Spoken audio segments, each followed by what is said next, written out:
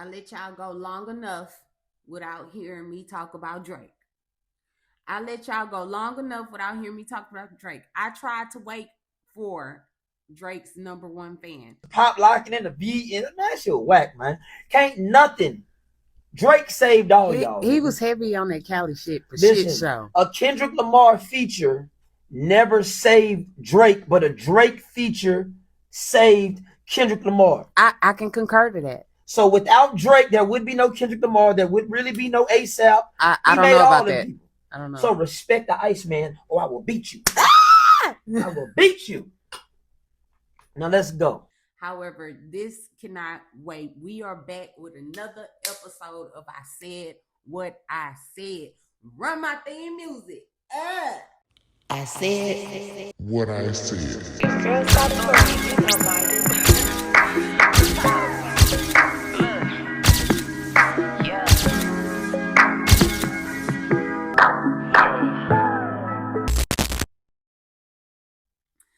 So let's get into it. Drake dropped 3 projects back to back, okay? And the internet has been in complete chaos trying to decode lyrics, hidden shots, sneak disses, shout outs, city references, and who he still got love for versus who he basically put on the out list, all right?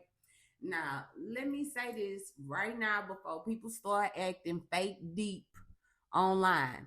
All 3 projects go hard. I don't care what nobody say. Habibiti, ICEMAN, MAID of HONOUR, all right? That gives us the acronym HIM, using each letter of each album, the first letter, all right? That's putting the artistry to use, all right? It's giving you the full-on visual of the project all the way to the title in the order he released the albums. Amazing. Okay? Out of all 3, I think ICEMAN is the most favorable for me because I play it from start to finish. Every time I listen to the albums, I don't skip the other 2 are the same, but I will skip to another song though. I'm just saying, this is just me. That ICEMAN, that's that H-Town. It got that H-Town energy behind it. It got, you know what I'm saying? It's a vibe for real. Listen. And in the ICEMAN, right, you get a lot of H-Town references, bro. I'm gonna break that shit down, okay? I'm gonna break down the trilogy as a whole, which project hit the hardest, the H-Town references all throughout the ICEMAN, who Drake shouted out, who caught strays, direct shots, and who got subliminals. And I'm going to talk about why Drake sound like he entering a completely different mental era, okay? This boy has evolved. I'm talking about this don't feel nothing like that certified lover boy Drake. No more, okay? No more of that. This feels strategic. This feels cold, calculated. We're going to get right on into it, okay? So what's crazy with this trilogy is each project feels like a different personality of Drake, okay? It's like Drake went into the studio, split himself up into 3 versions, and you get the emotional, calculated Drake. You get the petty and surgical Drake. And then you get the bossed up, untouchable Drake, okay? That's like, you know what I'm saying? I feel like ICEMAN is like the final form on that motherfucker. You know what I'm saying? That's like him showing his evolution right there. You know what I'm saying? He's not explaining himself. It's not, please understand me. It's more, I know exactly who the fuck I am, and I'm standing on that shit. You know what I'm saying? And as we like to say over here at I Said What I Said, speak life into your motherfucking life. Have you spoke life into your life today? You better do it. You know what I'm saying? I think that's why a lot of people are connecting to this album, because whether people admit it or not, Drake always reflects the mood of the culture. When everybody outside feels paranoid, when they feel detached, like they flexing, you know what I'm saying, emotionally exhausted, unsuccessful in trusting people, he figure out some kind of way to make some music about it. Okay, so especially with the Iceman, all right. It sounds like I lost trust in the people. I'm tired of this industry shit. You know what I'm saying? People still want love. You know what I'm saying? I'm comfortable with being by myself, my nigga. You know what I'm saying? It's big energy. All right. It's big energy in this shit for real. Okay, so let's talk about it. Let's talk about Iceman right quick. All right. The production, all right. The beats are dark, slowed down, serpy. You know what I'm saying? Hypnotic, very H-Townish, okay? This ain't no fake cosplay neither. You know what I'm saying? It feel like Drake going back into that screwed up influence, slow ride music, late night confession energy. You know what I'm saying? Mob ties aesthetic on their ass. You know what I'm saying? And Houston has always influenced Drake heavily. Anybody acting shocked by that hasn't been paying attention for years. Houston shaped a lot of Drake's musical identity. Okay. The slowed flow, the introspective nighttime vibe, the syrupy production, the ride around and think music. You can hear inspiration from the culture of DJ Screw all through Drake's career, honestly. Okay. And on Iceman, it's amplified. Okay. There's references to the Houston nightlife, the car culture, Texas flex culture, the slowed down lifestyle, loyalty politics, quiet money, street energy mixed in with a little bit of luxury. That's that H-Town shit. It feel like driving through the H at 2 a.m. after the club trying to think whether or not you're gonna go to the after hour and shit. That's how this album feel. You know what I'm saying? He knew exactly what he was doing, how he was doing when he was doing it. I'm just saying. He set that atmosphere up on that shit. You know what I'm saying? So now let's really talk about Houston because baby, that's the city where I come from. The city is all over the project. Drake always taps into Houston culture in a way that feels intentional, not surface level. You know what I'm saying?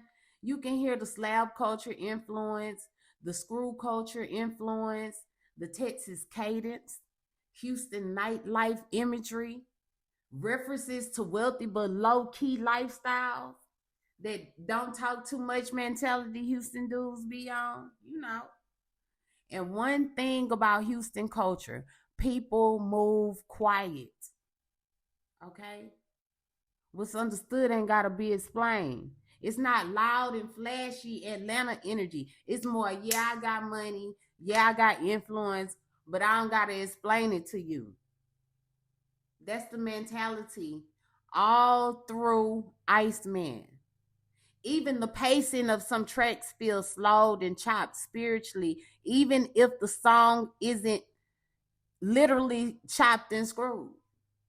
And I think Drake intentionally leans into Houston whenever he's entering a colder emotional area because Houston rap historically carries that isolation, reflection, pain under confidence, luxury mixed with trauma. That's why Iceman feels authentic emotionally. And I know some people online gonna debate whether Drake belongs in Houston culture conversation, but let's be real. Houston has embraced Drake for years. He's constantly showing love to Texas artists, Texas sound, Houston influence throughout his career. That relationship didn't happen overnight. We love Drake. H Town loves Drake. Okay? Now, let's get into the fun part. Who got love? Because Drake definitely used his trilogy to remind people who he still rocks with. Some shout outs felt genuine, you know what I'm saying? Some felt strategic. Some felt like I still see you even if we don't talk in public. And Drake does this thing where even when he compliments somebody, it still feels layered. Like, yeah, I respect you, but I'm also reminding everybody I helped shape this whole era. That's the energy. You can tell he still values loyalty, consistency, people who stayed solid during controversy, artists who didn't switch sides publicly.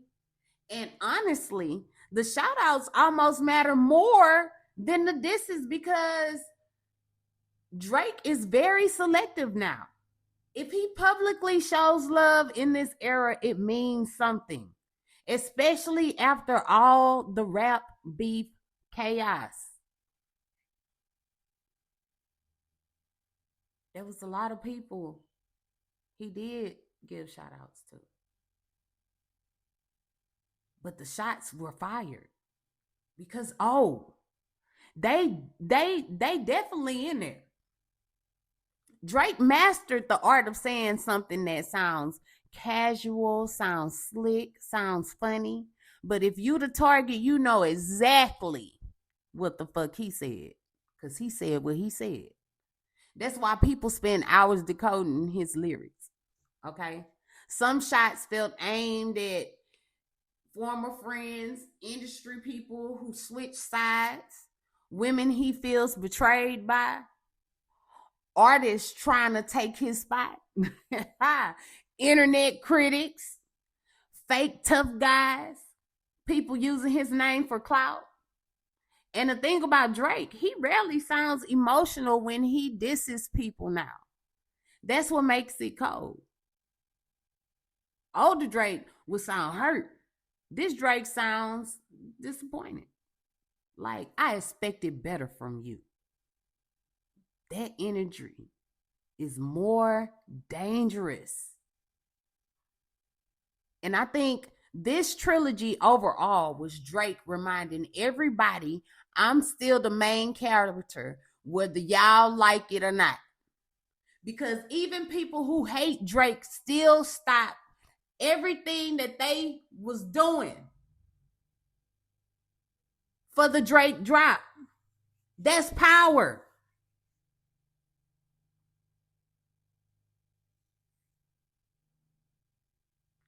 This trilogy feels like Drake entering another phase creatively. Less eager to please, more guarded, more reflective, more strategic. And Iceman specifically, that project got replay value. Okay. It feels cinematic. Cold late night luxury pain music. And for me personally, the Houston influence is what pushes it over the top. Man, this nigga shouted out Sauce Walker. Okay? Sauce got a song. Man, Drake got a song called Shut the Fuck Up, Janice, or Janice Shut the Fuck Up. Where he does the Sauce Walker reference. Pop it for real, yeah. I feel like that's important. I feel like hitting y'all again with some of those songs that he had dropped the first time, like, you know, the one where he got the video and he got all of the guns laid out. Okay. I feel like this right here was, man, hold up. Okay. Now a lot of people are calling it garbage. I can't understand how y'all calling it garbage, bro. That is crazy. Are y'all bananas? Y'all fake hating Drake, like, for real. Come on now. Baby, you my everything. You all I ever wanted. We could do it anything. Those hoes ain't never on it. You be up on everything. I want this forever, but I swear I forever on. Cause she held me down every time I hit her up. When I get right, I promise that we gon' live it up. She made me beg for it till she give it up. And I say the same thing every single time. I say you the fucking best. You the best. You the motherfucking best. Come on, man. We talking about Drake. Drake. We talking about Drake. Come on, man. Let's be for real, man. Y'all trying to sit up here and say, y'all out y'all rabbit ass mind. In real motherfucking time, y'all out y'all rabbit ass mind. In real time. Okay. The Drake, I'm not gonna say I love music. This is what I'm gonna say. Okay, I'm a musician first. All right, and for me, right, I visually see the art. All right, and amazing, all three. Okay, and like I said, you get three different Drakes at one time, and he hit their ass with the heat right quick. He had to get out of there. All right, I applaud you. I applaud you, okay, for your effort, because the effort was well done, okay? Well fucking done, all right? This is what I want to know. Who do y'all think Drake was talking about the most, all right? What bars did you catch, all right? Any three of the albums, what bars did you catch that you was like, yo, this nigga tripped out, okay? What bars do you feel like went over people's head, okay? What bars do you feel like people did not catch? And how much of the Houston references did y'all catch? Because, man, hold up. Know what I'm talking about? Yes. So, yes, this has been another episode of I Said What I Said. Make sure that you like, comment, and subscribe. Hit the notification bell, okay? Hit the notification bell. All right? I'm going to put down in the comments a discount code link for you guys to buy the pack from Her Fantasy Box. All right? To have that cat cleaned. All right? I don't know what girl wouldn't like this as a gift. Okay? I feel like if a nigga buy a girl a pack to clean that cat, he cares about her. He cares about her mental and physical health. It benefits you both for you to buy the pack and clean that cat. I said what I said, and I said it like that. Her Fantasy Box. This has been another episode of I Said What I Said. Catch me on the next one. Peace. I said What I said. girl, stop playing. You know,